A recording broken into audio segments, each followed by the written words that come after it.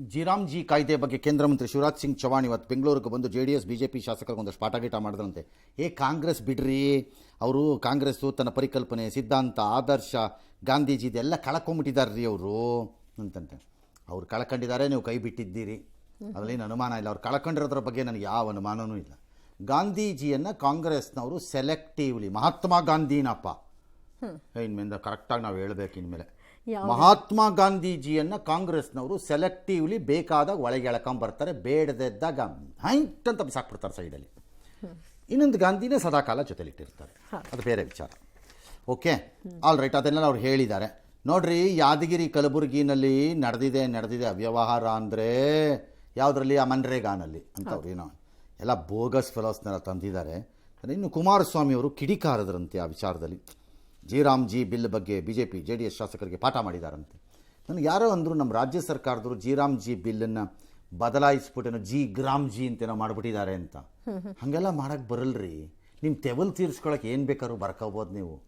ಹಾಗೆಲ್ಲ ಬಿಲ್ನೇ ಮುಂಚೆ ಚೇಂಜ್ ಮಾಡೋಕ್ಕಾಗಲ್ಲ ನೀವು, ಯು ಕಾಂಟ್. ಮಾಡಿದ್ರೆ ಹಾಂ, ಎಸ್.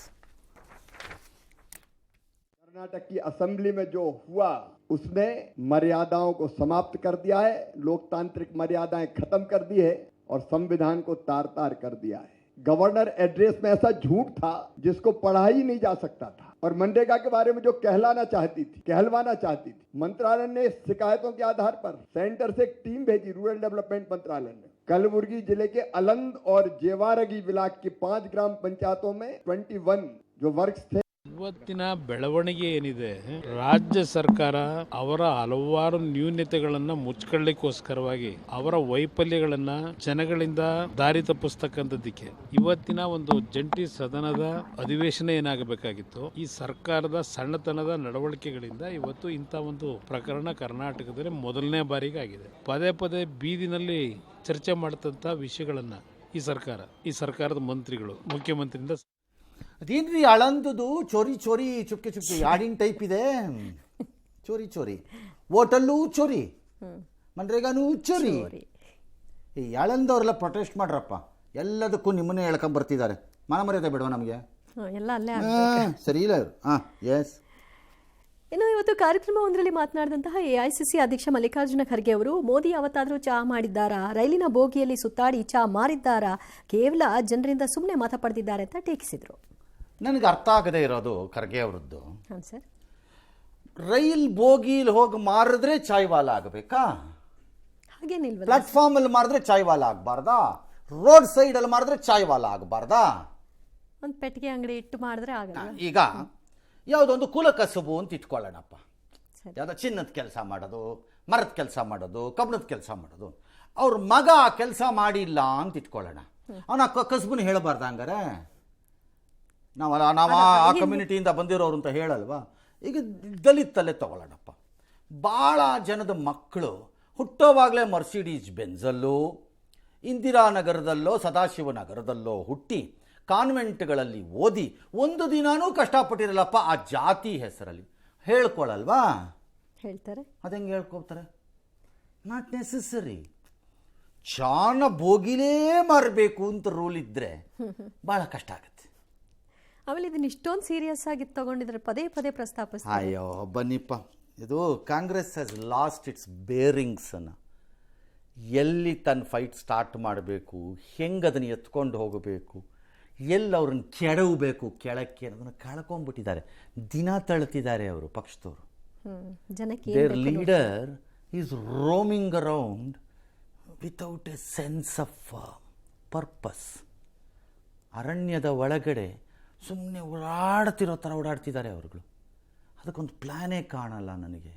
ಒಂದು ವಿಷನ್ ಇಲ್ಲ, ಒಂದು ಪ್ಲ್ಯಾನ್ ಇಲ್ಲ. ಬೇರೆ ರಾಜ್ಯಗಳಲ್ಲಿ, ನಮ್ಮ ರಾಜ್ಯ ಬಿಟ್ಬಿಡಿ. ಜೀನಿ ಸ್ಲಿಮ್ ತಗೊಳಕ್ಕೆ ಸ್ಟಾರ್ಟ್ ಮಾಡಿದ್ನು, ಅವಾಗ ಮಂತ್ಲಿ ಪೀರಿಯಡ್ಸ್ ಆಗ್ತಾ ಇದ್ದೀನಿ. PCOD ಪ್ರಾಬ್ಲಮ್ ನಾರ್ಮಲ್ ಆಗಿದೆ, ಥೈರಾಯ್ಡ್ ನಾರ್ಮಲ್ ಆಗಿದೆ. ಪೀರಿಯಡ್ಸ್ ಎಲ್ಲ 6 ಮಂತ್ ಆದ್ರೂ ಆಗ್ತಾ ಇದ್ದಿಲ್ಲ, ಇವಾಗ ರೆಗ್ಯುಲರ್ ಪೀರಿಯಡ್ಸ್ ಆಗ್ತಾ ಇದೆ. ಜೀನಿ ಸ್ಲಿಮ್ ನ ಯೂಸ್ ಮಾಡಿ 8 ತಿಂಗಳಲ್ಲಿ 55 kg ಸಣ್ಣ ಆಗಿದ್ದಾರೆ. ಜೀನಿ ಸ್ಲಿಮ್ ತಗೊಳ್ಳಿ, ಬೇಗ ಸಣ್ಣ ಆಗ್ತೀರಾ, ಫ್ಯಾಟ್ ಲಾಸ್ ಆಗ್ತದೆ. ಜೀನಿ ಸ್ಲಿಮ್ ನ ಯೂಸ್ ಮಾಡಿ 100% ಯಾವುದೇ ಸೈಡ್ ಎಫೆಕ್ಟ್ ಇಲ್ದಂಗೆ ಸಣ್ಣ ಆಗ್ತೀರಾ. ಆ ಪುಡಾರಿ ಕಾಂಗ್ರೆಸ್ ರಾಜೀವ್ ಗೌಡಂಗೆ ಹೈಕೋರ್ಟ್ ಶಾಕ್ ಕೊಟ್ಟಿದ್ದಾರೆ.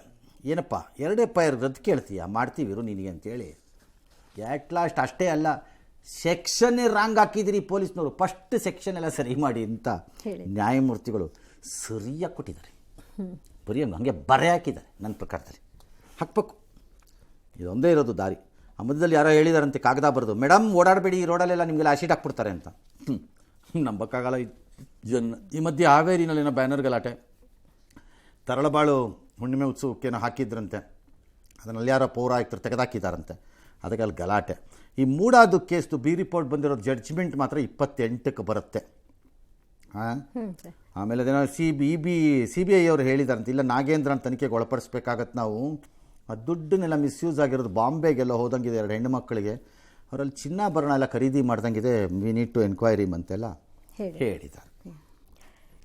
ಇನ್ನು ಹಮಾಸ್ ಉಗ್ರರು ಶಸ್ತ್ರಾಸ್ತ್ರ ತ್ಯಜಿಸದೇ ಇದ್ರೆ ಅವರ ಅಂತ್ಯ ನಿಶ್ಚಿತ ಅಂತ ಡೊನಾಲ್ಡ್ ಟ್ರಂಪ್ ಅವರು ಇವತ್ತು ಖಡಕ್ ಎಚ್ಚರಿಕೆಯನ್ನ ಕೊಟ್ಟಿದ್ದಾರೆ. ಇದೇ ವೇಳೆ 12 ತಿಂಗಳಲ್ಲಿ ನಾನು 8 ಯುದ್ಧವನ್ನ ನಿಲ್ಲಿಸಿದ್ದೀನಿ ಅಂತ, ಭಾರತ ಪಾಕ್ ಯುದ್ಧ ನಿಲ್ಲಿಸಿದ್ದೀನಿ ಅಂತ ಜಂಬ ಕೊಚ್ಕೊಂಡ್ರು. ಈ ಮಧ್ಯೆ ಅಮೆರಿಕ ಹಾಗೂ ಯುರೋಪ್ ಮಧ್ಯೆ ಗ್ರೀನ್ಲ್ಯಾಂಡ್ ವಿಚಾರವಾಗಿ ಹೊತ್ಕೊಂಡಿದ್ದಂತಹ ಬೆಂಕಿ ಈಗ ತಣ್ಣಗಾಗುವಂತಹ ಲಕ್ಷಣ ಕಾಣಿಸ್ತಾ ಇದೆ. ಕಾರಣ ಯುರೋಪ್ನ 8 ರಾಷ್ಟ್ರಗಳು ಟ್ರಂಪ್ಗೆ ಏನಾದರೂ ಮಾಡಿ ಜಜ್ಬೇಕು ಹಿಡ್ಕೊಂಡು ಮಕ್ಕಕ್ಕೆ ಅನ್ನೋ ಕಾರಣಕ್ಕೆ ಓಕೆ ನಾವು ಇನ್ನೊಂದು ಸರಿ ಪಾಕಿಸ್ತಾನಕ್ಕೆ 2 ಇಕ್ಕದೆ ಬೆಟರಾ ಅಂತ, ಇದನ್ನ ಮತ್ತೆ ಹೇಳ್ಕೋಬಾರ್ದು, ಇನ್ನೊಂದ್ಸರಿ ಹೇಳ್ಕೊಬೇಡ ನೀನು ಅಂತ, ಇನ್ನೊಂದ್ಸರಿ ಹೇಳಿದ್ರು ನೋಡು ಅಂತ. ಈ ಎಳೆ ಮಗು ಥರ ಹೇಳಿದ್ದನ್ನೇ ಬಯಲು ಬೆರಳು ಇಟ್ಕೊಂಡಿರುತ್ತೆ, ಚಾಕ್ಲೇಟ್ ಕೊಡು ಕೊಡೋದ್ರೆ ಮತ್ತೆ ಬೈ ಇಟ್ಟಿರ್ತೀನಿ, ಗಲಾಟೆ ಮಾಡ್ತೀನಿ ನೋಡಿ ಈಗ ಅಂತ. ನೀನು ಅದೇ ಹೇಳ್ತೀನಿ, ಆ ಬ್ರೈನನ್ನು ರಿವೈರಿಂಗ್ ಮಾಡಿಸ್ಬೇಕು ಯಾವನಾರು ಒಬ್ಬ. ಅದೇ ಬುರುಡೆ ಬಿಡ್ತಾ ಇದೆ ಅಥವಾ ಅದೇ ರಾಗ ಎಂಥದೋ ಒಂದು ಹೇಳ್ಕೊಂಡು ಹೋಗ್ಲಿ ಅತ್ಲ ಕಡೆಗೆ. ಇನ್ನು ಹಮಾಸ್ ಏನು ಮಾಡಿಬಿಡ್ತಾರಂತೀವರು, ಪಕ್ಕದ ಲೆಬನಾನ್ನಲ್ಲಿ ಹಿಜ್ಬುಲ್ಲಾನ ಡಿಸಾರ್ಮ್ ಮಾಡೋಕ್ಕಾಗ್ತಾ ಇಲ್ಲ ನಿಮ್ಮ ಕೈಯಲ್ಲಿ. Okay, all right. ಆ ಕಡೆ ಗಾಜಾ ಸ್ಟ್ರಿಪ್ಪಲ್ಲಿ if you think on that side of Palestine ನೀವು ಹಮಾಸನ್ನ ಡಿಸಾರ್ಮ್ ಮಾಡಿಬಿಡ್ತೀವಿ ಅನ್ನೋ ಅಂದ್ಕೊಂಡಿದ್ದು ಭ್ರಮೇಲಿದ್ದರೆ, ಈ ಕಡೆ ಪಕ್ಕದಲ್ಲಿ ಲೆಬನಾನ್ನಲ್ಲಿ ನಿಮಗೆ ಹಿಜ್ಬುಲ್ಲಾ ಮಾಡೋಕ್ಕಾಗಿಲ್ಲ. All right. ಅಕ್ರಾಸ್ ದಿ ಸೀನಲ್ಲಿ ಈ ಹ್ಯೂತೀಸನ್ನು ಯಮೆನ್ನಲ್ಲಿ we have not been able to disarm them. SDF ಫೋರ್ಸಸ್ಸನ್ನು ಸುಡಾನ್ನಲ್ಲಿ, ಸೌತ್ ಸುಡಾನಿಂದ ನಾರ್ತ್ ಸುಡಾನ್ ಕಡೆಗೆ ಇಬ್ಬರದು ಫೈಟಿಂಗ್ ಇದೆ ಅಲ್ಲಿ ಮಧ್ಯದಲ್ಲಿ, we have not been able to disarm it despite it so called UN presence, UN peace keeping forces ಎಲ್ಲ including Hezbollah ಏರಿಯಾನಲ್ಲಿ ಮಾಡೋಕ್ಕಾಗಿಲ್ಲ. ಅಫ್ಘಾನಿಸ್ತಾನಲ್ಲಿ ಅಷ್ಟು ವರ್ಷ ಬಾಗ್ರಾಮ್ ಅಂತ ಏರ್ ಬೇಸ್ ಇಟ್ಕೊಂಡು ಎಲ್ಲ ಇದ್ರೂ no you could not do anything, ಕೆನಕ್ಕೆ ಸರೆಂಡರ್ ಆಗಿ ಓಡ್ ಬಂದುಬಿಟ್ರಿ. ಇರಾನ್ನಲ್ಲಿ ಪದೇ ಪದೇ ಏರ್ ರೈಡ್ಸ್ ಆಗಿ ಅಷ್ಟೆಲ್ಲ ಆವಾಗ ಮಾಡಿದ್ರು you have not been able to do anything to the revolutionary guards there. Iran revolutionary ಗಾರ್ಡ್ಸ್ನ IRGಗೆ ಏನೂ ಮಾಡೋಕ್ಕಾಗಿಲ್ಲ ನಿಮ್ಮ ಕೈಯಲ್ಲಿ. ಇರಾಕಲ್ಲಿ ನಿಮ್ಮ ಕೈಯಲ್ಲೇ ಇದ್ದಂತಹ ದೇಶ, ಆ ದೇಶದಲ್ಲಿ ಇವತ್ತು ಹುಟ್ಕೊಂಡಿರೋ ಪ್ರೈವೇಟ್ ಮಿಲಿಷಿಯಾ ಏನಿದೆ, you are not been able to control it.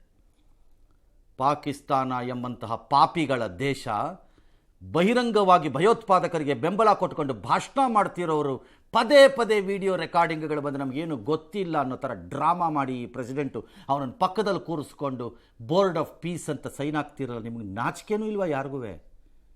ಅದಕ್ಕೆ ಹೇಳೋದು, Bharat has to find its way. ನಾವು ನಮ್ಮ ದಾರಿ ನಾವು ಭದ್ರ ಮಾಡ್ಕೋಬೇಕು. ನಾವು ಯಾರ ಮೇಲೂ ಡಿಪೆಂಡ್ ಆಗೋಕ್ಕಾಗಲ್ಲ, ನಾವು ಯಾರನ್ನೂ ನಂಬಕ್ಕಾಗಲ್ಲ.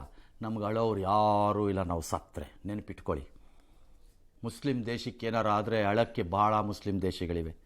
ಕ್ರೈಸ್ತರಿಗೇನಾದರೂ ಆದರೆ ಅಳಕ್ಕೆ ಡೊನಾಲ್ಡ್ ಟ್ರಂಪು ಸೇರಿದಂತೆ ಭಾಳ ದೇಶಗಳಿವೆ.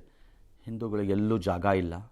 ನೀವು ಹತ್ರೆ, ನೀವು ಸತ್ತರೆ ಕೇಳಕ್ಕೆ ಯಾರೂ ಇಲ್ಲ. ಎಸ್